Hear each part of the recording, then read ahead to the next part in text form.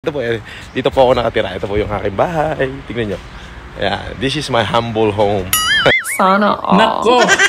Ang mayaman yung kaibigan, ang mayaman yung idol, trilyonaryo, hindi nakabayad ng renta ng bahay. Sino yan? Walang iba kung hindi si Francis Leo Marcos. Hindi na nakabayad pala ito ng upa. Paktay tayo dyan. Pero hindi lang po ito natin gawa-gawa. Meron tayong ipapakita. Inilabas, binuking na naman siya ni Mighty Manong. Nako, magagalit na naman sa'yo to Mighty Manong. Ito, lagi mo binubuking tong taong to eh. Ayan, sa post ni Mighty Manong, ano yan? Ayan po yung contract of lease sa Green Meadows. Naalala nyo?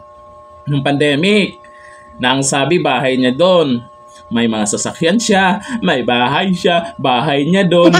Hanggang ngayon sa TikTok, pinagyayabang niya, nasa Green Meadows daw siya. Ay, 3 buwan mong hindi nabayaran. Kaya pala hindi ka na makakapasok dyan sa Green Meadows, Kulaong, Boysinghot, Boysondrox.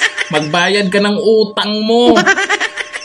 Trilyonaryo, hindi nagbabayad ng upa ng bahay. Ay, delikado pala yung may-ari ng bahay dyan sa Las Piñas. Kung saan ka na naman nangungupahan ngayon. Buti pa yung hindi trilyonaryo. Buti pa yung hindi mayaman. Nakapagbayad ng upa ng bahay. Ikaw, mahina na kasi yung kitaan sa YouTube. Mahina na kasi yung kitaan sa Facebook. At sa TikTok ngayon, nung una, malakas yung kita niya. Pero nagising yung karamihan na budol ka pala. Mukhang naglaylo na sila. Paano na yan? Magbayad ka ng utang. Paano yung inutangan mo ng isang senior na 2.7 million? Pinost ka na rin sa social media. O kung hindi totoo yun, kasuhan mo. Siyempre, kung hindi totoo yun, na nangutang ka ng 2.7 million, hindi mo binayaran. Tapos ngayon, mabalitaan natin, hindi ka nagbayad ng upa ng bahay mo? Kawawa naman. Marcos? Nagbayad ng utang? Sana tapos sabihin mo, yung Pangulong Bongbong Marcos natin ngayon, nangungutang sa'yo? Si Amy Marcos, nangungutang sa'yo? Sana si Manny Pacquiao, may utang din sa'yo? Tapos ikaw, hindi nakabayad ang upa ng bahay? Aba, sa mga supporters niya, ipagtanggol nyo po. Paano nyo ipagtanggol? Sagutin nyo na to. Bayaran nyo na.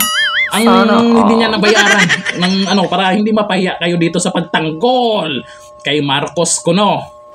Marcos. Sa mukha pa lang eh.